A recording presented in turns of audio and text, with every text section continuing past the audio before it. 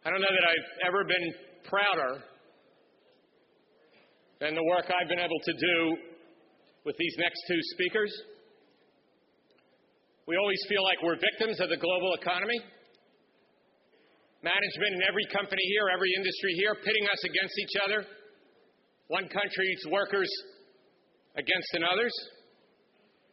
And we always talk about how do we build solidarity, and we do have many efforts at that. But imagine yourself as a member and a leader of the largest union in the world, ver.di.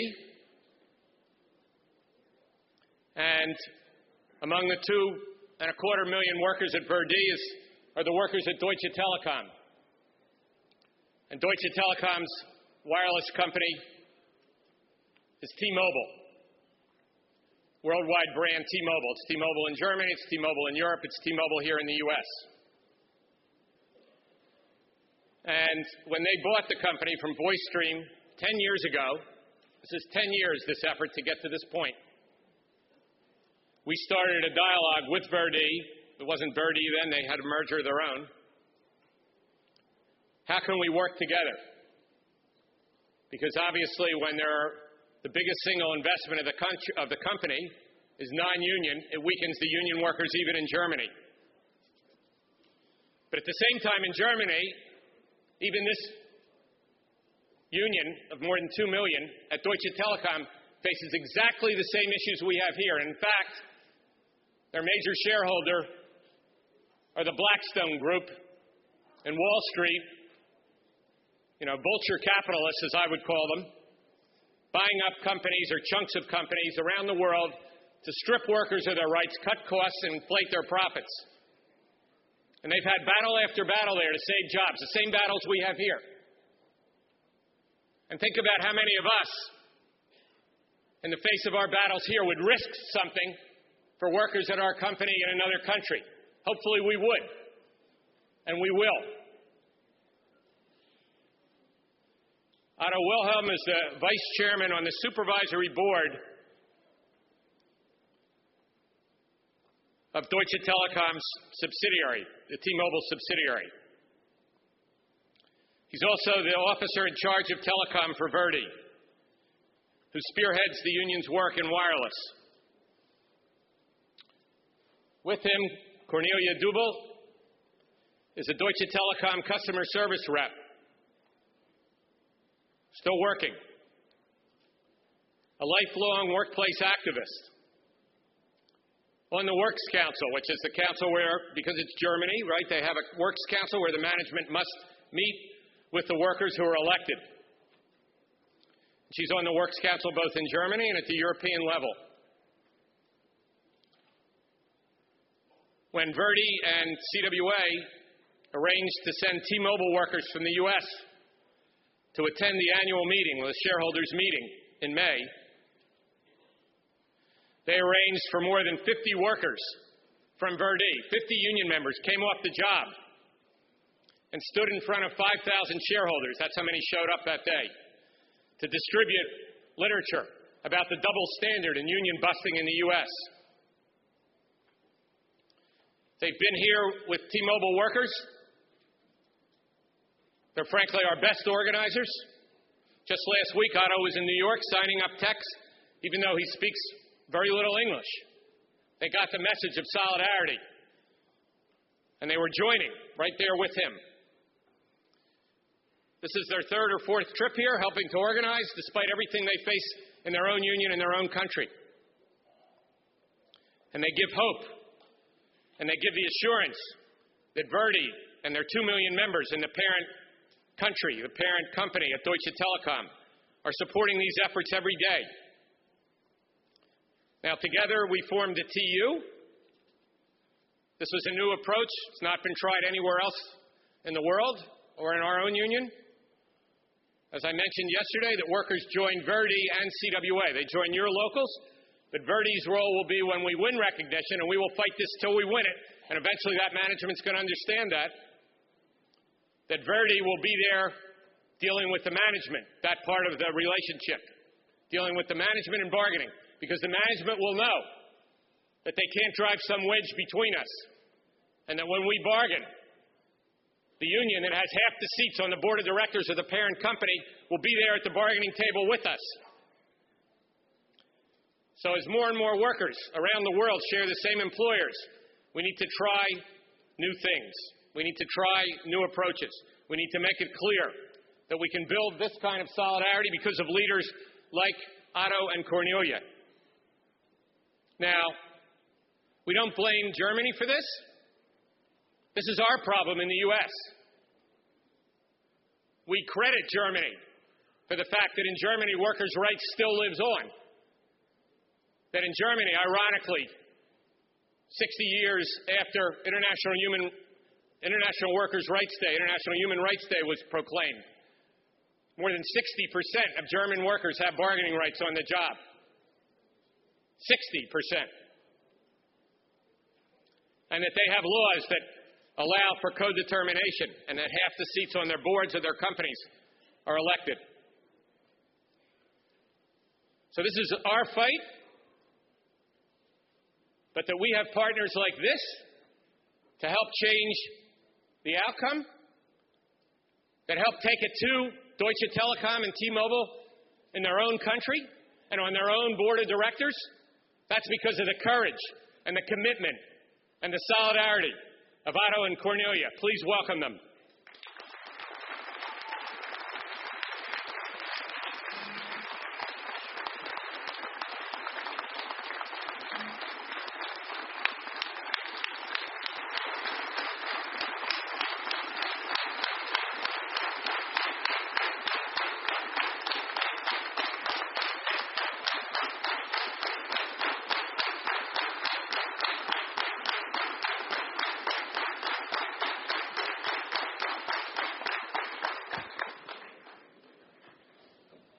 Dear brothers and sisters, dear Larry, hello friends.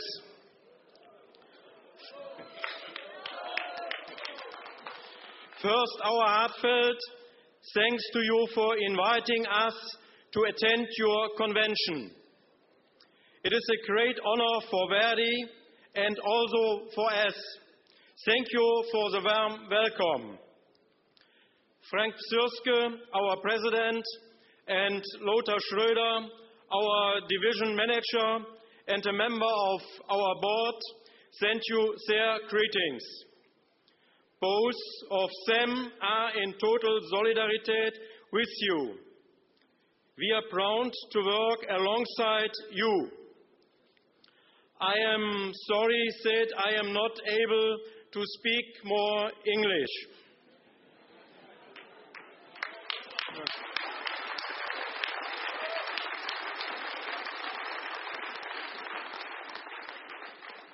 To save time, I will not do it in German. Cornelia will do my speech in English directly. Cornelia.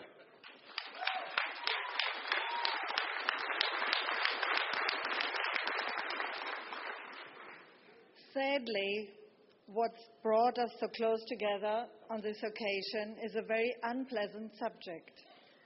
The conduct of Deutsche Telekom and its US subsidiary T-Mobile is scandalous.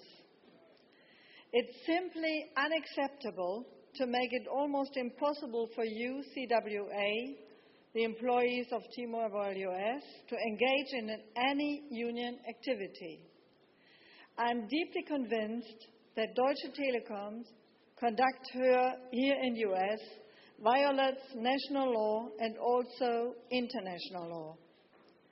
We, the members of the ver.di in Germany, are appalled at the way this company is intolerant of union rights, doing its utmost to render union work almost impossible by using a great deal of money, pressure, and highly dubious legal procedures.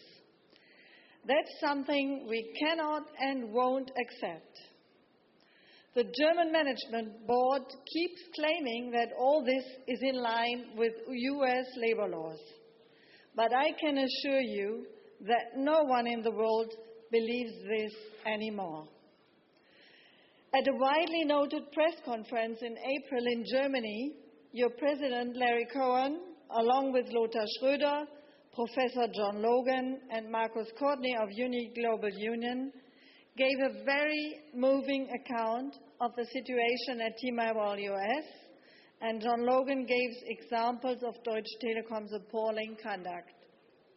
There was a huge response. Larry was quoted worldwide, and the media rightly denounced Deutsche Telekom. I'd just like to make a personal comment at this point and say we are very proud to stand beside you in the battle to assert union rights at T-Mobile US.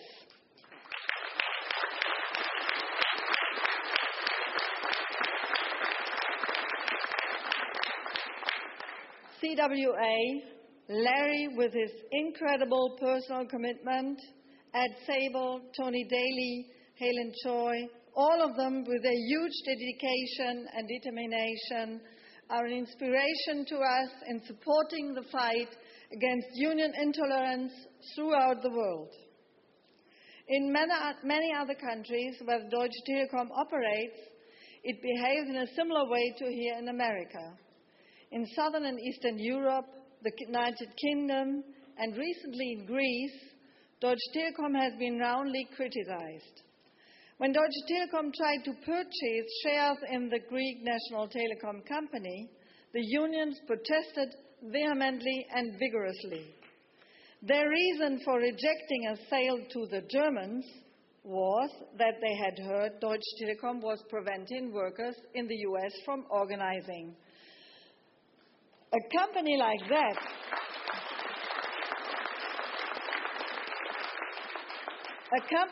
that was not wanted in Greece. We believe that Deutsche Telekom, a company that employs around 250,000 people globally, has to behave in an ethical way. Internal corporate rules may be drafted and proudly publicized, but if you lift the curtains, things look quite different. Continual violations of their own rules and violations of national and international labor law are the order of the day. Your battle, our common battle, is an incentive for many other unions worldwide to take a stand against Deutsche Telekom's unacceptable methods and unethical conduct. The company is just harming itself in the end. Its standing in the world is rock bottom. Some clients have decided not to do business with Deutsche Telekom anymore, and investors no longer wish to invest in the company. In the beginning, we could hardly believe what you told us. In many discussions with Larry, Ed, Tony, and many T-Mobile US employees, it became clear that outside Germany, Deutsche Telekom has adopted a profoundly anti-union stance. Your Vice President, Ed Mooney, came to Germany with a delegation at the beginning of May. Employees of T-Mobile US were part of the delegation. Ed and the T-Mobile workers described the situation in the US to German workers at Deutsche Telekom and were met with disbelief and astonishment. When Klaus Bartel, an important Social Democrat Party member of the German Federal Parliament and someone with a deep understanding of Deutsche Telekom, was informed of the situation by Ed in a discussion at the Bundestag, the parliament, he offered them his immediate support. We used the Deutsche Telekom shareholders' annual general meeting on May 3rd, Larry told about it, to distribute 5,000 leaflets to shareholders outlining Deutsche Telekom's unacceptable behavior. Your delegation attended the general meeting. We spoke at the annual general meeting, reporting on what we'd experienced ourselves. We described people's fear about letting it be known they are union members. We described how we were forced off the property last year when we distributed leaflets outside a call center in Richmond. On this visit, we distributed leaflets outside the call center in Fort Lauderdale. You can see the photographs in the background. We were kicked off the property. The doors were locked as if they were afraid that we would storm the call center.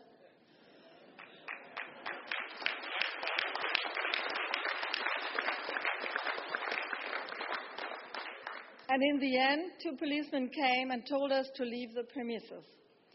T-Mobile is afraid of CWA.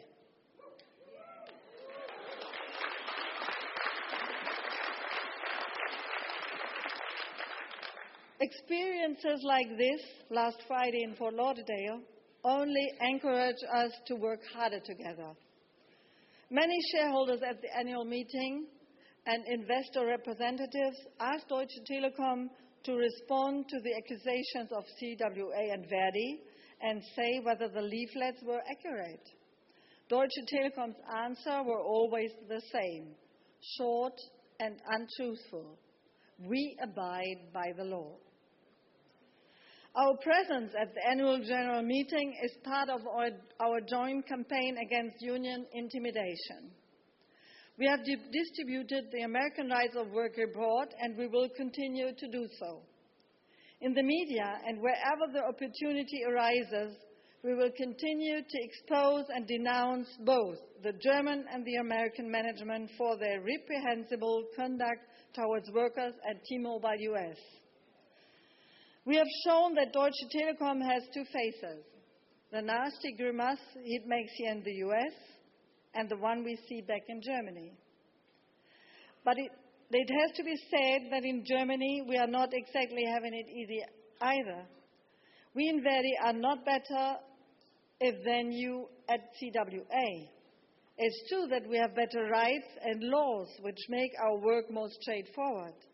But we have also had to fight hard for many things.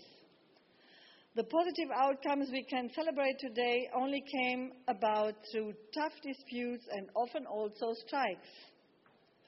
Last week, the board of ver.di discussed the situation here in the US. ver.di represents 2.3 million members, like Larry told already. Almost 75% of all 120,000 Deutsche Telekom employees in Germany belong to our ver.di union. We want to and will use the power of ver.di, along with all means at our disposal, to help you improve the situation here and in all other countries of the world where Deutsche Telekom displays similar conduct. Dear friends, why is Deutsche Telekom so opposed to workers organizing themselves? The answer is very simple. They are afraid of the Communication Workers of America.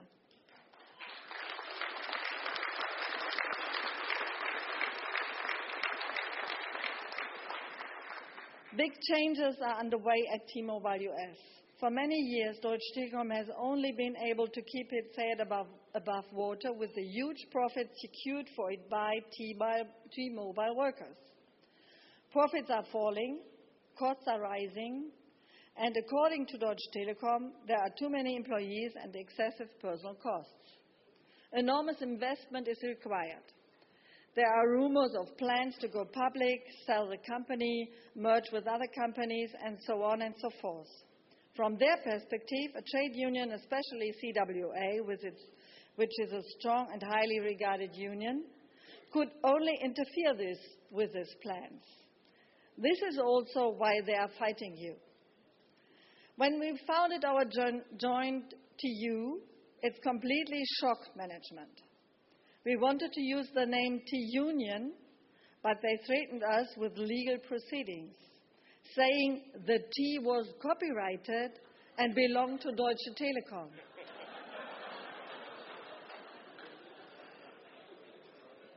This conduct alone shows the kind of fear that's rife amongst the management.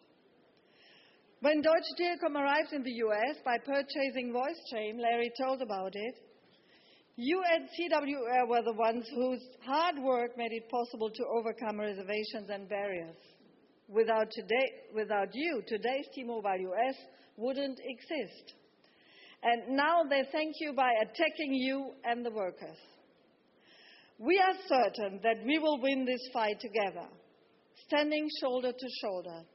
It's a battle that will help many other unions throughout the world, not just at Deutsche Telekom.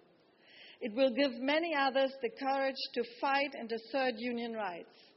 For this reason alone, our common battle is important.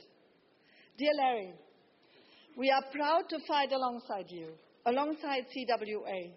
I promise you we will continue to fight until we are certain that we achieved our goal and that employees can freely choose to join TU without the fear of being fired.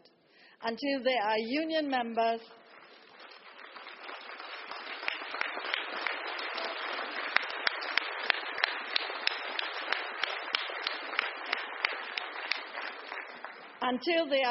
members, free to work with CWA to secure respect in the workplace, job security, and better working conditions.